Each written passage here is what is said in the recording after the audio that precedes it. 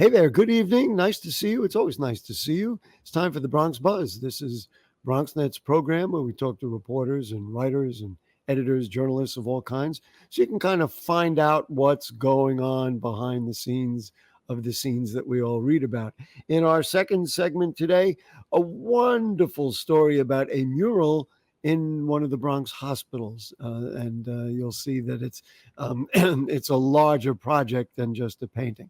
But now let's get started. Let's say hello to Leo G. Miranda. He's formerly a reporter at the Mott Haven Herald and Hunts Point Express, now a reporting intern with something called Next City, which he was just describing to me. Leo, nice to see you, my friend. Nice to see you too, Gary, and thanks for having me on. I really Sure. appreciate Just a little bit of background, since people don't know you. You were always interested in journalism. Somebody knocked on your door and said, "Hey, maybe you could do this." How did you get? How'd you get into this mess? You know, grew up in Brooklyn. One parent was a school teacher. The other parent is, human social services, working city government. And so I think I always had like a civic duty mind. Okay. And journalism was something that was percolating in there for a long time. And I was working as a substitute teacher during the pandemic and a little bit after the pandemic. And I saw the Craig Newmark Graduate School of Journalism. I'll be finishing up there in the fall, and I applied. And I just love their mission of sort of, journalism as a public good, as giving back to the community, as accountability. And I sort of jumped at the opportunity, and here I am. Well, it's interesting because some people, some young journalists that we have talked to said, "Oh no, in high school I was writing for the school paper," but it sounds like your journey was not that, but a light bulb lit up there somewhere, and you said, "Wow, maybe I ought to do this." So, what's it been like? I mean, you moved on already, so one would think this is something that you really want to do. Yeah, it's been really exciting. The people that I've met, the journalists, the people I've been able to talk to, sources, it's so enriching to be able to talk to people and learn from them. Dude, you're preaching to the choir. Yeah, exactly. But I what mean, I'm talking about. yeah, of course. It's, to find out what's really going on. I am curious. Now, you're a guy from Brooklyn, but you covered the Bronx. Any impressions of the Bronx before we get into a couple of specifics that you have written about? Yeah, it was a great pleasure to be able to report on the Bronx just for about 6 months. So I didn't get to everything, of course. Okay. But it's vibrant. It's got all kinds of food and some great parks. I'm waiting for you to say amazing people, right? All the people you met and talked Yeah, to. all the people, right. That's right. No, all the people I met and talked to were great. And, you walk around and you just get so much from, I'm a New Yorker too. So you walk around, that's kind of how you experience the city. So walking around the Bronx, in Mott Haven mostly, Hunts Point as well, walking around and kind of talking to people and figuring out what's going on. You know what I always say about the Bronx, and again, I won't cast any aspersions about Brooklyn. You can do whatever you want. Nobody knows we're here. It's like still undiscovered territory. And I mean, I've been doing Bronx TV for 30 years, so I've seen it all. But every time I have conversations, or even the conversation we're about to have, I'm like, nobody knows. Somebody told me the other day they're from New Jersey, and they said, "How come when I read about the Bronx, I see fires and I see crime?" I said, "Let me ask you something. We got 1.4 million people here. You think that's all we are? What do you think? We're all criminals?"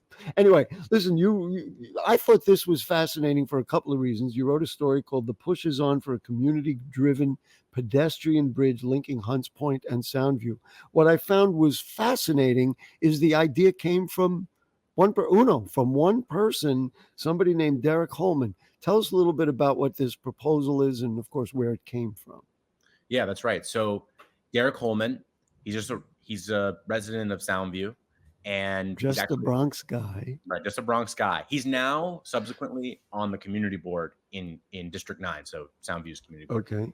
But basically, it's a pedestrian bridge that would connect Hunts Point and Soundview.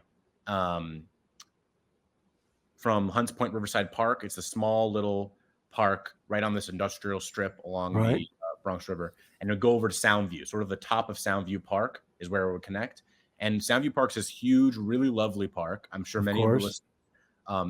have great experiences there, and it's really not that accessible if you live over in Hunts Point, unless you have How a car. long a bridge would this have to be? And I'm would like to make the assumption that it would include, for example, a bike lane or bike lanes as well. Right. Yes. So the push is for a pedestrian and bicycle bridge that would span the Bronx River there. And sorry, what was your other question? Basically, how long is it? Right. And I mean, I'm trying to gauge how realistic it is. I know that Councilmember Farias was very interested, Yes, but so how long? I looked at a map. It's it's an interesting concept. it is. Yeah. So I don't know exactly how far it is. It's probably less than 100 yards is what I would say, but it could be more. Wow. I'm not like that. The part there, it depends on Okay. how swelled. But that gives us some perspective. So 100, you think about this, 100 yards Maybe a would little bit more, a connect, little less. Yeah. would make one park, two parks, would connect two communities in the Bronx. And of course, we have issues with isolationism and, people, they live in their own neighborhood and they don't know what's going on in another neighborhood. I mean, it's win-win to me. Yeah. I mean, Just to be clear for everyone listening, he's pushing for Derek Holman is pushing for a feasibility study, and there's been some buzz, as you mentioned, City Council Majority Leader Farias, who represents Soundview among other neighborhoods. right. She supports the project. She gave her comment to us at the Mott Haven Herald saying, "All good by us," and that it would be a great way to connect these communities, sustainability. And the Department of City Planning, which has been working on the 4 proposed The Metro North stations over there. exactly. Yeah. As part of that whole project, they mentioned Oh. in January that they're going to be actually looking into connecting this type of pedestrian. Right. And so what is fascinating to me, because what's been spinning in my head throughout this whole dialogue, and even after reading your piece, is it costs money. Now I know you may not be aware of this. Up in the North Bronx, there was talk about a pedestrian bridge linking two halves of Van Cortlandt Park over the Major Deegan Expressway, and I can't even tell you how many hurdles has it's gone through, and as the money was proposed, and then of course they waited too long, and then it's not going to be enough money, and we don't need to get into that. But if you say it's part of the Metro North project, there's money in there, Right. So it's not like they may need an extra outlay; they may need you just to portion what they have for this part of that project. Right. From what I understand, the DCP just said that they're looking into it. So Okay. it's possible to look into the feasibility. That was the wording. Yeah, So and it's possible that study officially comes out, sometime, and as part of that larger project. right. And then Well, we will see, is the funding there for it within that project or elsewhere? Right. This feasibility study is always a fascinating thing. It's a way of moving projects forward, and sometimes a way of delaying a concept. So anyway, I thought it was fascinating. I thought you really unveiled something that I had not known about. This is the vital importance of local journalism. Right. I'm just looking. Renovations to Concrete Park, Garrison Park, Starlight Park are accomplishments of that plan. Let's just talk about another article, which I thought was also fascinating. A couple of months ago was this idea of preference for local residents in affordable housing about to change. Just talk about that, because development and affordable housing in the lowest, I mean geographically lowest sections of the Bronx is a very big question. Yeah, absolutely. Just super quick on that last story. Yeah.